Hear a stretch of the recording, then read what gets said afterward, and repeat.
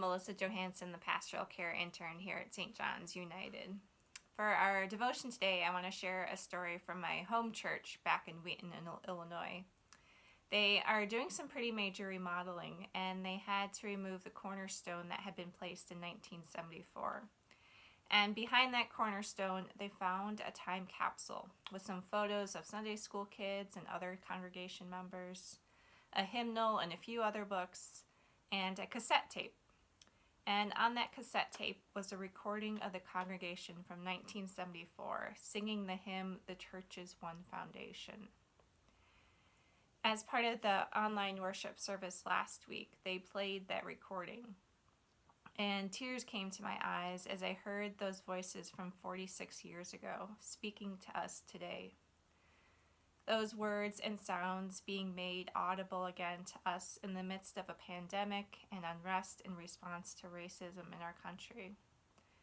Those voices reminded me that even when the world seems to be falling apart around us, we are not alone.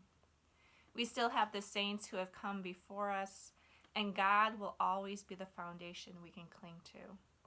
God is a steady and strong foundation that will never be shaken or destroyed. The hymn begins with the line, "The church's one foundation is Jesus Christ, her Lord.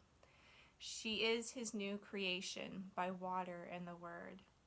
And I couldn't help think about how God is constantly making all things new. We're certainly feeling the growing pains as we are becoming something new right now, but it brings me such hope to think about the possibilities of what this new creation will become. And the third verse of the hymn talks about the immense challenges that will be present, something that we are so aware of right now.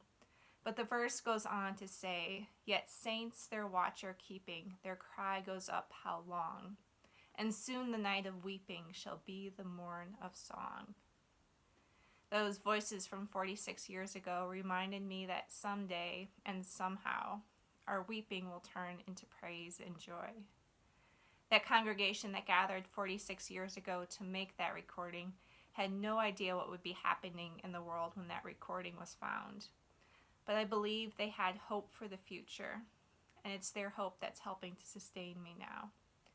May you too find hope in knowing that we are not alone. Amen.